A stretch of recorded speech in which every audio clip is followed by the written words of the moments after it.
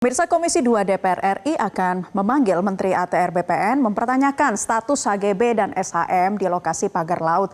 Apa urgensi dan poin apa saja yang dipertanyakan Komisi 2 DPR RI kepada Menteri ATR BPN? Kita akan membahasnya bersama dengan Ketua Komisi 2 DPR RI, Rifki Nizami Karsayuda. Selamat sore, Pak Rifki. Selamat sore. Ya Pak Rifki, silakan dijelaskan urgensinya dalam memanggil Menteri ATR BPN dan nanti poin-poin apa saja nih Pak yang masuk dalam pertanyaannya? Ya, sesuai dengan tadi pembukaan berita dari Metro TV disebutkan bahwa ada pertanyaan besar, kenapa kok di laut ada sertifikat hak guna bangunan, bahkan ditemukan juga sertifikat hak milik. Ini kan pertanyaan yang menurut saya menjadi polemik di publik. Karena Komisi 2 DPR RI itu adalah mitra kerja dari Kementerian Agraria Tata Ruang Badan Pertanahan Nasional, maka izinkan kami menggunakan hak konstitusional pengawasan kami untuk bertanya, memanggil, mengklarifikasi kepada Saudara Menteri ATR BPN. Namun sebelum itu hari ini per detik ini saya sedang izin keluar. Tadi saya memimpin rapat Komisi 2 DPR RI dengan dua dirjen. Yang pertama Dirjen Penetapan Hak dan Pendaftaran Tanah, yang kedua adalah Dirjen Sengketa dan Konflik Pertanahan.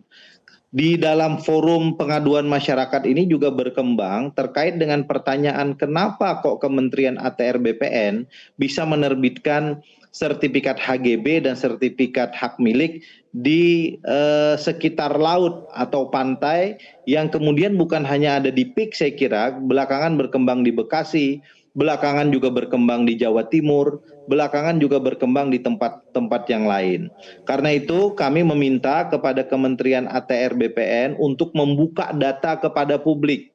Kalau di PIK disebutkan ada lebih dari 200 bidang tanah yang telah memiliki sertifikat HGB, tepatnya 263 bidang tanah yang dimiliki oleh dua perusahaan PT Intan Agung Makmur dan PT Cahaya Inti Sentosa serta 9 bidang milik perorangan itu dibuka kepada publik.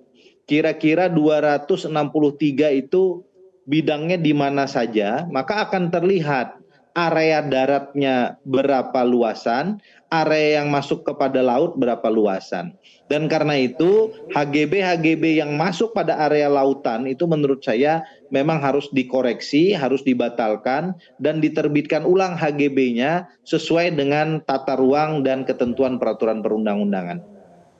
Ya, Pak Rifki, artinya kalau sudah SHM dan HGB ini artinya Menteri ATR BPN tuh tahu ya bagian yang sudah ditandatangani. Artinya ini kecolongan atau seperti apa sih?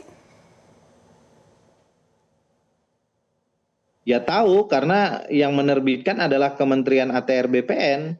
Bahkan dalam luasan tertentu yang menandatangani langsung menteri gitu.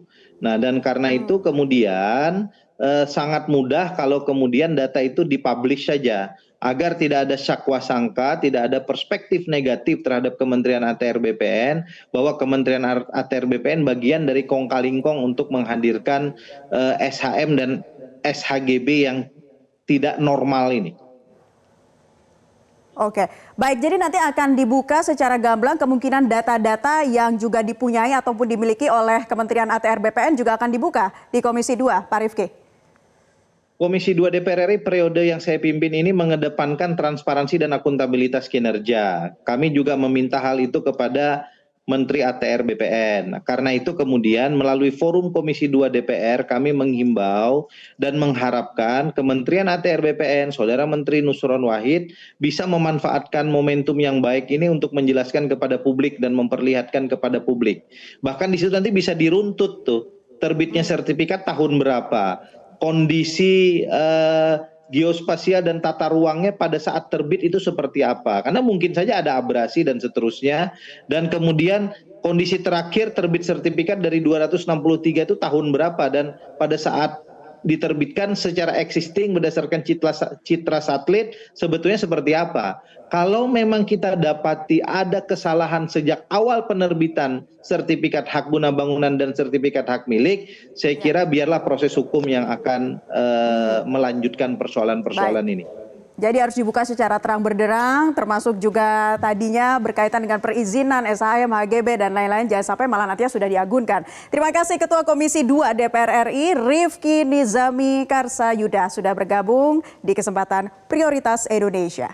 Jelajahi cara baru mendapatkan informasi. Download Metro TV Extend sekarang.